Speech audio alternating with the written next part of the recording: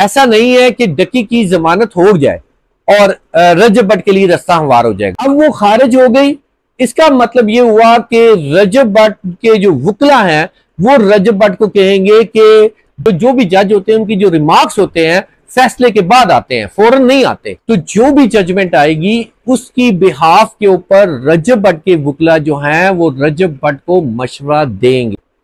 बिस्मिल्लाहिर्रहमानिर्रहीम। अस्सलाम वालेकुम नाज़रीन, उम्मीद है कि आप सब लोग खैरियत से होंगे। तो आप देख रहे हैं मेरा यूट्यूब चैनल शहरियार।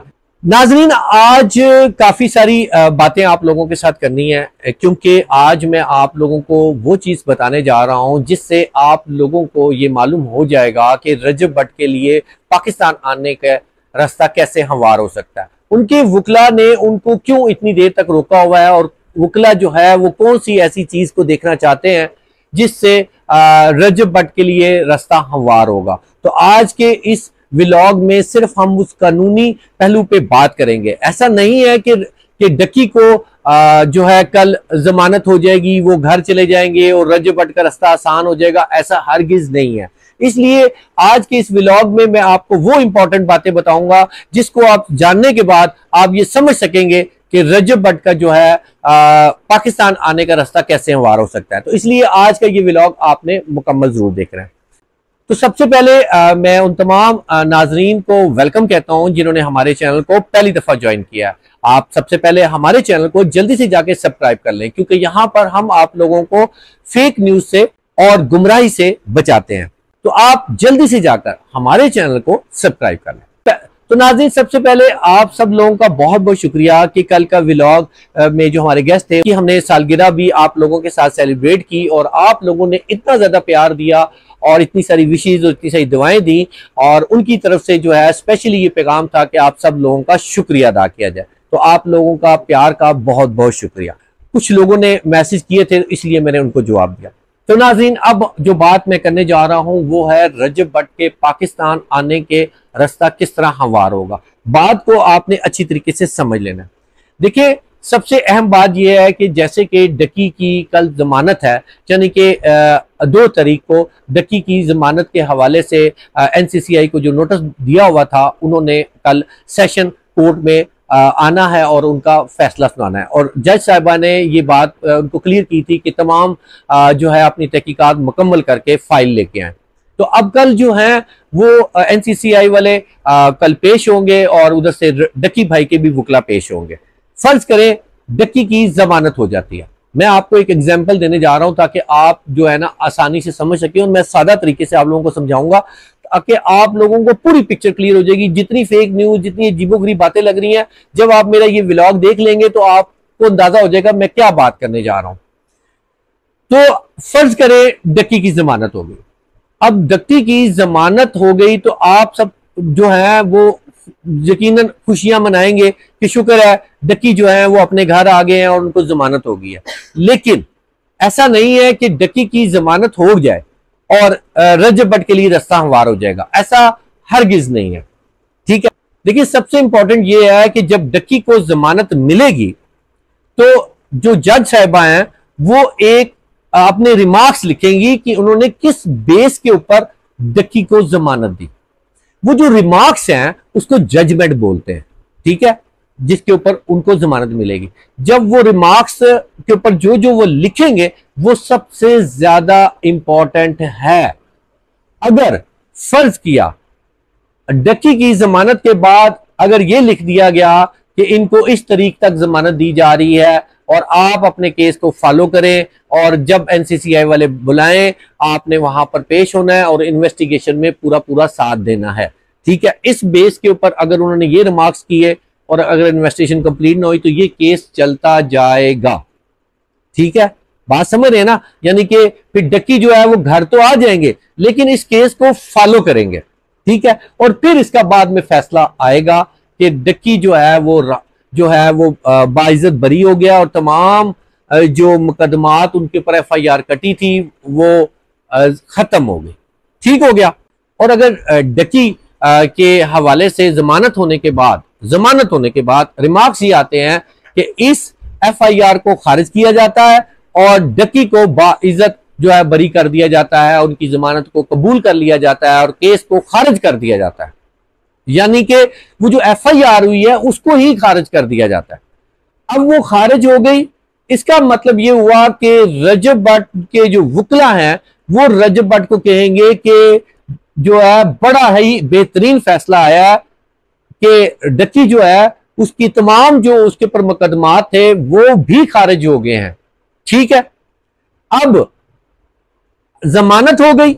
जमानत के बाद तो NCCI वाले जो हैं वो हाई कोर्ट में अपील कर सकते हैं और वो जाकर पिटीशन दायर कर सकते हैं कि ये जो सेशन कोर्ट का फैसला डक्की के हवाले से आया इसको कलादम करा दें। ठीक है, वो उनके पास फिर इख्तियार होगा, डक्की जो है वो घर आ जाएगा। ये हैं सारे मामलात केस। और अगर कल डक्की को जो है उनकी जमानत जो है वो खारिज कर दी जाती है, यानी कि डक्की फिर दोबारा से जेल भेज देंगे, तो फिर जो उनके वकला हैं वो हाई कोर्ट में जाकर पिटीशन दायर करेंगे और उनकी जमानत की दरखास्त देंगे। और हाई कोर्ट में जाने का एक बेनिफिट जरूर होगा, थोड़ा सा और डक्की को ये सब बर्दाश्त करना पड़ेगा, तो फिर वहां पर जाकर उनको जो जमानत मिलेगी वो सारे मसले हल हो सकते हैं। क्योंकि उसके बाद एक बहुत बड़ा अदारा है वो सुप्रीम कोर्ट। जो भी जज होते हैं उनकी जो रिमार्क्स होते हैं फैसले के बाद आते हैं, फौरन नहीं आते, उसके जो फैसला है वो बाद में तहरीर किया जाता है। तो सेशन कोर्ट और हाई कोर्ट और सुप्रीम कोर्ट, जो हाई कोर्ट है उसकी जजमेंट बड़ी मायने रखती है, हत्ता कि सेशन कोर्ट की भी जजमेंट बहुत मायने रखती है, फिर उसके बाद सुप्रीम कोर्ट की होती है। तो जो भी जजमेंट आएगी उसकी बिहाफ के ऊपर रजब भट्ट के वकला जो हैं वो रजब भट्ट को मशवरा देंगे।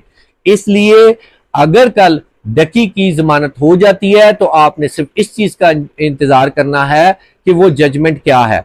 वो जैसी ही वो जजमेंट आएगी वो हम कोर्ट से जाकर ले सकते हैं अपने वकला के जरिए, कि उनको कहेंगे कि जो फैसला सुनाया गया उसकी जजमेंट की कॉपी दे दे, तो वो कॉपी हमें मिल जाएगी और जो उसके ऊपर लिखा होगा वो हम आपको बताएंगे कि अब रजब भट्ट के लिए कितना आसान है। यानी कि रजब भट्ट को जो वकला ने 45 दिन का टाइम दिया है कि आप अभी महीना डेट इंतजार करें, तो उस जजमेंट के ऊपर हमें पता लग जाएगा कि जो है क्या फैसला करते हैं रजब भट्ट के वकील। रजब भट्ट ने कोई फैसला नहीं करना। रजब भट्ट तो पाकिस्तान आने के लिए इतने ज्यादा बेकरार हैं, फैसला उनके वकीलों ने करना है जिन्होंने केस लड़ना। ठीक है, दूसरा उनके ऊपर मजहबी केस भी FIR कटी हुई है, वो प्रोटेक्शन लेके आ जाएंगे, उस मामले को हल कर लेंगे।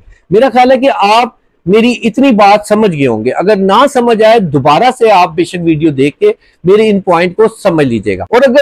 और अगर डक्की का कल जमानत को खारिज कर दिया जाता है तो वो भी रिमार्क्स देखने पड़ेंगे कि किस बेस के ऊपर जज ने वो जमानत जो है कैंसिल की है। ठीक है, तो इन चीजों को आप लोगों ने कानूनी तौर पे समझना है। बड़ी न्यूज चलेंगी। अगर फर्ज करो डक्की जो है वो कल जमानत पे रहा हो जाता है तो फिर न्यूज का एक बाजार चलेगा कि अब रजब भट्ट पाकिस्तान आ जाएंगे और ये हो जाएगा। ऐसा बिल्कुल नहीं है। ये जो केसेस होते हैं इनको इस तरीके से देखा जाता है, वो सारी जो जजमेंट होगी उसकी बेस के ऊपर उनके वकला मशवरा देंगे और जब मैं वो जजमेंट पढ़ूंगा तो मैं आप लोगों को हकीकत बताऊंगा अपने वकला से मशवरा लेने के बाद। उम्मीद है कि आप मेरी बात को समझ चुके होंगे। दूसरी एक अहम बात यह है कि रजब भट्ट जो हैं कुछ लोग बता रहे हैं कि जी वो अदर कंट्री चले गए हैं। देखिए, वो अदर कंट्री नहीं गए बल्कि वो जो है स्कॉटलैंड के हैं और स्कॉटलैंड जो है वो यूके का ही हिस्सा है, क्योंकि वहां पर स्कॉटलैंड है और इसके अलावा नॉर्दर्न आयरलैंड है, इंग्लैंड है और उसके अलावा जो रियासत है वेल्स रियासत है। और ये 4 रियासतें हैं और अगर आपके पास यूके का वीजा मौजूद है तो आप इनमें से किसी भी रियासत में जा सकते हैं। अगर आप गाड़ी के जरिए जाते हैं तो आपको 7 से 8 घंटे लग जाएंगे, ट्रेन के जरिए जाते हैं तो 4 घंटे लग जाएंगे और बाई एयर जाते हैं तो आपको 1.5 घंटा लगेगा। तो ये सारे करीब करीब हैं। तो इसलिए जो लोग कह रहे हैं कि वो अदर कंट्री चले गए, तो ऐसा नहीं है। तो कम से कम आप लोगों को ये भी इल्म होना चाहिए कि जिसके पास यूके का वीजा होता है वो इन तमाम जगहों पे जा सकता है। जैसे कि पाकिस्तान के 4 सूबे हैं और हम पाकिस्तान के 4 सूबों में कहीं भी जा सकते हैं। तो उम्मीद है कि आप ये बात चीजें सही समझ के होंगे। दूसरी बात ये कि रजब भट्ट की तबीयत नासाज थी, वो 2 दिन पहले थी, अब वो बिल्कुल ठीक है और इस वक्त वो स्कॉटलैंड में है और वहां पर भी वो एक पॉडकास्ट के लिए गए हैं कि उन्होंने वहां पे किसी को पॉडकास्ट भी देना था और इसके अलावा थोड़ी सी आउटिंग भी हो जाए और कुछ सारे दोस्तों को मुलाकात भी करनी थी। तो ये सारे मामलात हैं और ये सारी बातें हैं। तो नाज़रीन, मैं एक छोटी सी एक अहम बात कर देता हूं, आप जरा समझ जाइएगा कि देखिए, तस्वीर के हमेशा दो रुख होते हैं। एक रुख वो होता है जिसमें एक शख्स के अंदर अच्छाइयां होती हैं और दूसरा तस्वीर का रुख होता है जिसमें उसमें बुराइयां होती हैं। और तकरीबन हर इंसान के अंदर ये चीजें शामिल होती हैं। कभी कभी बुराई का पलड़ा भारी होता है, कभी कभी अच्छाई का पलड़ा भारी होता है। तो हम अपने चैनल के अंदर जब हम पॉजिटिविटी की बात कर रहे होते हैं तो हम तस्वीर का वो रुख दिखा रहे होते हैं ताकि हम उनकी अच्छाई के हवाले से बातचीत करें, और जब हमने उनके दूसरी बुराई की बात करनी होती है तो फिर हम उसी के ऊपर बात कर रहे होते हैं। तो कल का जो व्लॉग था उसके अंदर हम इकरा कंवल के हवाले से पॉजिटिविटी दिखा रहे थे। तो इसलिए जो लोग इतराज करते हैं कि शायद आप लोगों को कुछ नजर नहीं आता, तो ऐसा बिल्कुल नहीं है। मैंने कल के व्लॉग में ये बात बड़ी वाज़ेह तौर पे बताई थी कि हमारे इख्तिलाफात भी हैं। तो जब कभी हम तस्वीर के दूसरे रुख पे बात करेंगे तो फिर आपको वाज़ेह नजर आ जाएगा कि हमारा जो चैनल है वो कोशिश ये करता है कि हम आपको पॉजिटिविटी दिखाएं और फेक न्यूज से बचाएं। तो इसलिए तनकीद करने से पहले कम से कम आप जरूर इस चीज को देख लिया करें कि हम सिर्फ इस वक्त तस्वीर का एक रुख दिखा रहे हैं, दूसरा रुख नहीं दिखा रहे। रजब भट्ट के ऊपर भी हमेशा आपने देखा होगा कि जब मैं उनकी पॉजिटिविटी के ऊपर बात करता हूं तो आपको पॉजिटिविटी नजर आती है, और जब उनकी बुराई कोई होती है, जो वो कोई ऐसी गलत बात करते हैं, तो मैं उसके ऊपर भी बात करता हूं। लेकिन हर चीज का बात करने का अंदाज जो है वो आपका इतना अच्छा होना चाहिए कि आप अगले की इस्लाह कर सकें। बस फर्क इतना है, तनकीद करने में आप उसकी तनकीद इस तरीके से करें कि उसकी इस्लाह हो जाए। तो नाज़रीन, ये छोटी सी बात थी, मेरा ख्याल है कि अब आप लोग ये समझ चुके होंगे मैसेज करने से पहले।